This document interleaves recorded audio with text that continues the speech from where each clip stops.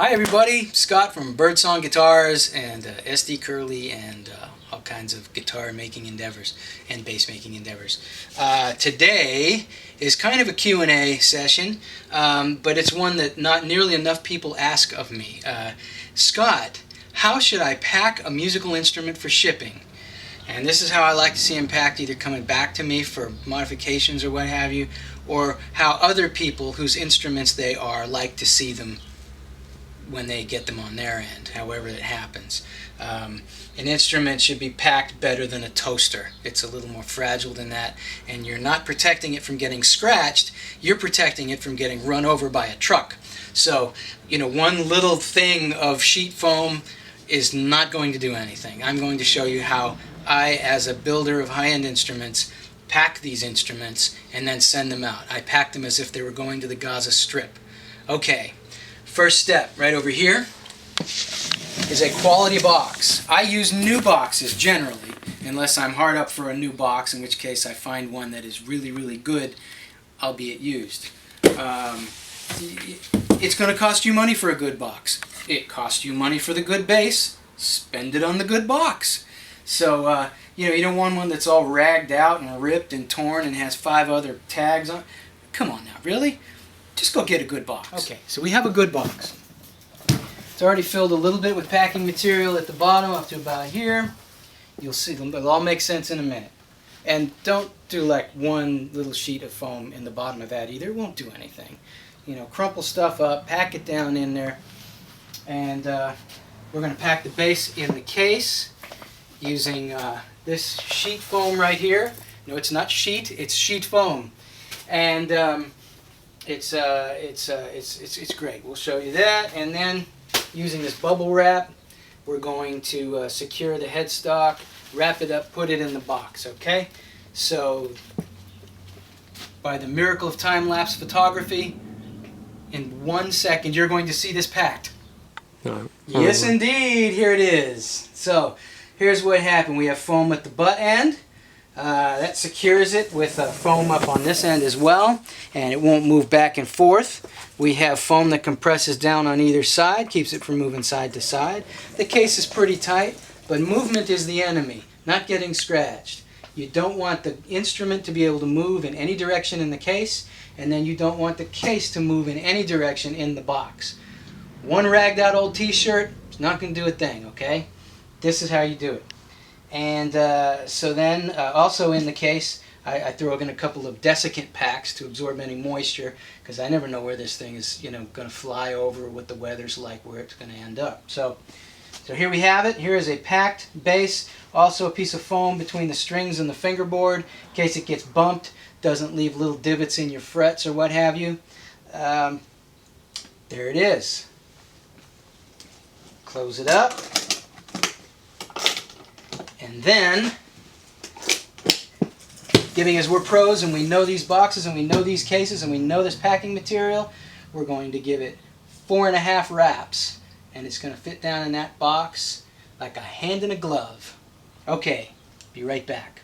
Okay, so here it is, all wrapped up like an Egyptian mummy. Hi, mummy. And it's good quality packing material. Notice the tape. It's not duct tape. Duct tape is not packing tape. If it was, it would be called packing tape, but it's not. It's duct tape. And this is not a duct. So, here we go. Proper packing tape, fairly neat, protected on all sides, top and bottom. In it goes. In theory, there we go. Okay, it is right up to there, leaving a little bit for some packing material on the top. You want to try and fill the box with packing material. You don't want a bunch of empty spaces in there. Why? Because then things will move, and you don't want anything moving. It will try and beat its way out of the case while it's being manhandled by the men in brown. Or the men in the white trucks. Or the folks in the white trucks, I should say. The people. The truck-y folk. There you go. Right like that. Pull the box tight. And then I'm going to show you how to tape it up here real quick. And this is how I tape up the bottom as well. I like to go long ways after I go short ways. Short ways secures this. Long ways secures this. I like to get all the, excuse me, okay, that right there, and this right here. And the corners, you know, you go one corner in, down, over, one corner in, down, over. Any loose spots will be taken care of in a second. Down, over. The box is now sealed, and now it is secured. And if it could speak,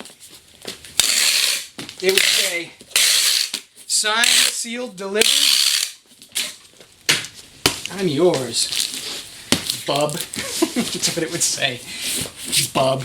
Okay, there's our packed musical instrument. This can go anywhere in the world and be safe.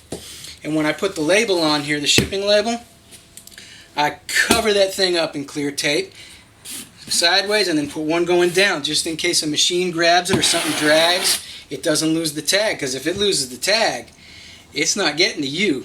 It's going to somebody else. So, and that person may or may not be worthy. So, that's how you pack up a musical instrument. Take extra precaution, put extra packing in if it's an acoustic instrument. They're much more fragile than this, to big kicks on the front, or, you know, the odd errant vehicle tire or what have you. Runway ramps. But this will protect it just about anything it's going to hit. So there you have it. That's kind of how you pack a bass. I know you don't have all the packing material I might have, but just try and do something similar to this, and it should be fine. So there you have it. Thanks for tuning in to the Workshop channel, Birdsong Guitars, SD Curly, and other assorted musical instrument building adventures with yours truly, Scott. Thank you. Have a great day. Bye.